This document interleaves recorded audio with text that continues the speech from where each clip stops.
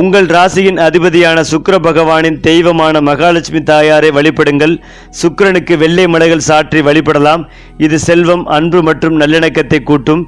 ஏழை எளியவர்களுக்கு தயிர் சாதம் அல்லது வெள்ளை நிற பொருட்களை தானமாக கொடுப்பது சிறந்தது.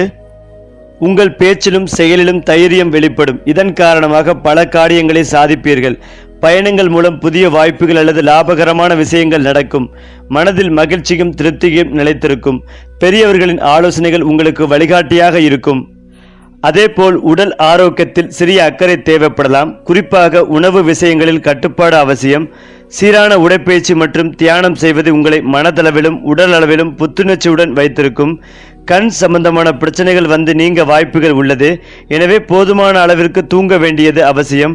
2 சக்கர வாகனம் அல்லது 4 சக்கர வாகனம் ஓட்டும் பொழுது மிகுந்த கவனத்துடன் இருப்பது நல்லது. நிதி நிலைமை இந்த மாதம் திருப்திகரமாகவே இருக்கும்.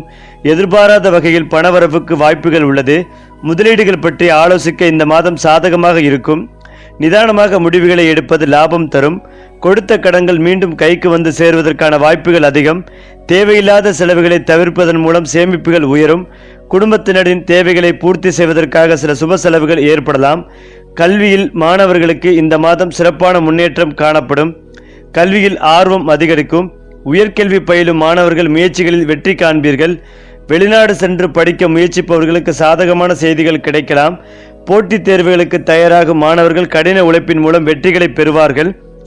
ஆசிரியர்கள் மற்றும் நண்பர்களின் ஆதரவு மனதிற்கு தெம்பு தரும். வேலையில் இருப்பவர்களுக்கு இந்த மாதம் மேலதிகாரிகளின் முழு ஆதரவும் கிடைக்கும். உங்கள் திறமையான செயல்பாடுகளுக்கு பாராட்டுகள் கிடைக்கும். பதவி உயர்வு அல்லது சம்பள உயர்வுக்கான சாதகமான சூழல் ஏற்பட வாய்ப்புகள் உள்ளது. சக ஊழியர்களுடன் இணக்கமான சூழலை பராமரிப்பது அவசியம். தொழில் அல்லது வியாபாரத்தில் உள்ளவர்களுக்கு லாபம் இரட்டிப்பாகும். புதிய வாடிக்கையாளர்கள் கிடைப்பதற்கான வாய்ப்புகளும் உண்டு. புதிய தொழில் முயற்சிகளில் ஈடுபட நினைப்பவர்கள் தீவிர கவனம் செலுத்தலாம். கூட்டாளிகளுடன் இணக்கமாக செயல்படுவது வெற்றிகளை தரும். கணவன் மனைவிக்கு இடையே இருந்த மனக்கசப்புகள் நீங்கி நெருக்கம் அதிகரிக்கும். விட்டு கொடுத்து செல்வதால் உறவுகள் பலப்படும். பிள்ளைகளின் தேவைகளை பூர்த்தி செய்வீர்கள். அது உங்களுக்கு மகிழ்ச்சிகளை தரும். குடும்பத்தில் சுப நிகழ்ச்சிகள் குறித்த பேச்சுவார்த்தைகள் நடைபெறும். விருந்தினர்களின் வருகையால் வீடு களை கட்டும். குடும்பத்தில் இருக்கும் பெரியவர்களின் ஆசி கிடைக்கும். உறவினருடன் இருந்த மன வேறுபாடுகள் குறையும். மேலும் எதிர்காலத்தை பற்றி சிந்திப்பதை விட நிகழ்காலத்தில் முழுமையாக செயல்பட்டு வெற்றி பெறுவீர்கள். உங்கள் முடிவெடுக்கும் திறன் மேம்படும். மனதில் தெளிவும் ஆற்றலும் பிறக்கும். உங்களின் இயல்பான சமநிலை மற்றும் இணக்க உணர்வு உங்களுக்கு பக்கபலமாக இருக்கும். நிதி நிலைமை அபரிமிதமாக இருக்கும். வளர்ச்சிக்கும் நிதி பாதுகாப்பும் அதிக வாய்ப்பு உள்ளது. குடும்பம் அல்லது முதலீடுகள் போன்ற விஷயங்களுக்காக செலவு செய்வீர்கள். இருந்தாலும் அவை கட்டுக்குள் இருக்கும். நிதி சீரமைப்பு மற்றும் பழைய முதலீடுகளை மறுபரிசீலனை செய்ய நல்ல நேரம். ஆடம்பர செலவுகளை தவிர்ப்பதன் மூலம் நிதி சமநிலையை பராமரிக்கலாம். உங்கள் அன்புக்குரியவர்களுடன் ஒத்துழைப்பு செல்வது அமைதியான மற்றும் மகிழ்ச்சியான உறுதி செய்யும். நண்பர்களுடன் பேசுவது மனதிற்கு மகிழ்ச்சிகளையும் சுறுசுறுப்பையும் அளிக்கும். வாழ்க்கைத்திறனுடன் மனமிட்டு பேசுவதன் மூலம் பிணைப்பு அதிகரிக்கும். உங்கள் வார்த்தைகள் குடும்பத்தினருக்கு அன்பானதாகவும் ஆறுதல் அளிப்பதாகவும் இருக்கும். பெற்றோர் வழியிலிருந்து ஆதரவுகள் கிடைக்கும். அதேபோல் துலாம் ராசிக்காரர்கள் எங்கு சென்றாலும் தங்கள் நுண்ணறிவு, அமைதியான அணுகுமுறை, கவர்ச்சியான நடத்தை ஆகியவற்றால் உயர்வே அடைவார்கள்.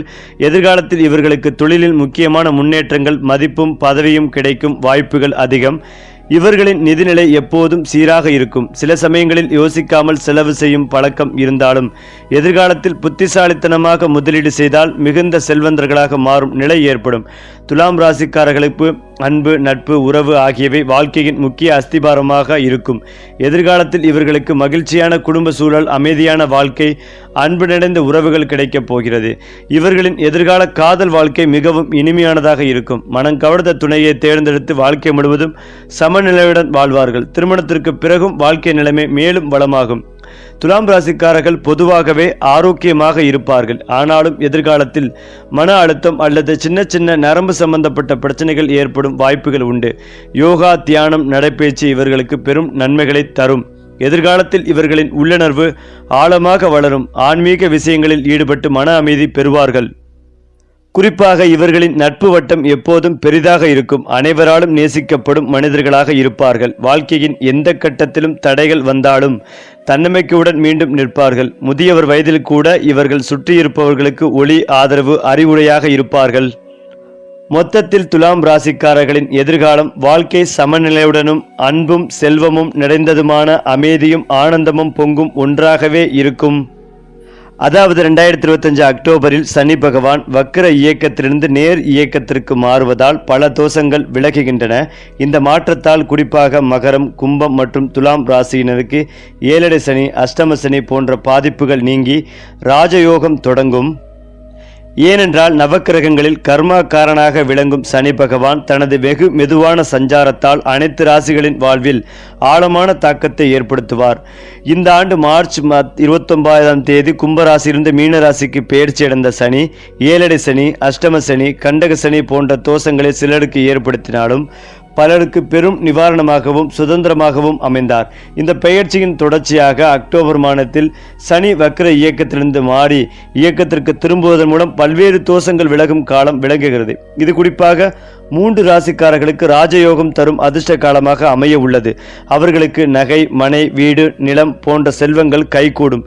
இந்த கட்டுரையில் அந்த 3 ராசிக்காரர்களின் விரிவான பலன்கள் குறித்து பார்க்கலாம். இதில் துலாம் ராசிக்கு சனி 12ஆம் வீட்டில் கன்னி ராசியிலிருந்து 11வது வீட்டிற்கு அதாவது ரிஷபம் தொடர்புடைய பார்வை தந்து இதுவரை விரயங்கள் ஏற்படுத்தினார். பெயர்ச்சியால் மீனம் 6ஆம் வீடு கண்டக சனி அகலும். அக்டோபர் மார்ச் இயக்கத்தில் இது முழு நிவாரணம் ராஜயோகம் உருவாகப் போகிறது உங்களுக்கு. மேலும் இந்த மாற்றத்தினால் துலாம் ராசியினருக்கு நகை, மனை, நிலம், வாகனம் கிடைக்கும். 11வது லாபஸ்தான பலனால் பணம் கொட்டும் காலம்.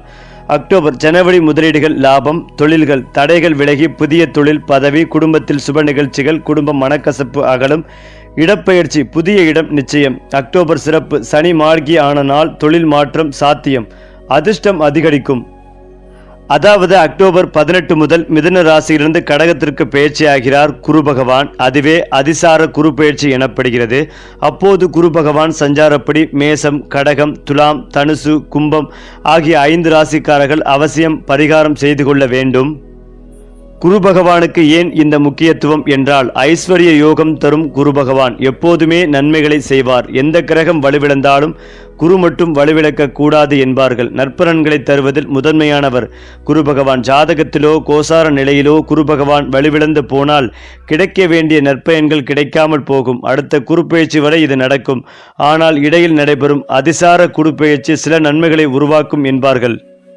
அதே சமயம் இந்த குருப்பெயர்ச்சியால் மேசராசி, கடகம், துலாம், தனுசு, கும்பம் ஆகிய 5 ராசிக்காரர்கள் கட்டாயம் பரிகாரம் செய்து கொள்ள வேண்டும். காரணம் இவர்களுக்கு குருவின் பார்வை பலவீனமாக இருப்பதே. இதுவரை சனியால் அவதிப்பட்ட இந்த ராசிக்காரர்கள் இனி குருவின் அருளால் நன்மை பெற கட்டாயம் சிறந்த பரிகாரங்களை செய்ய வேண்டும்.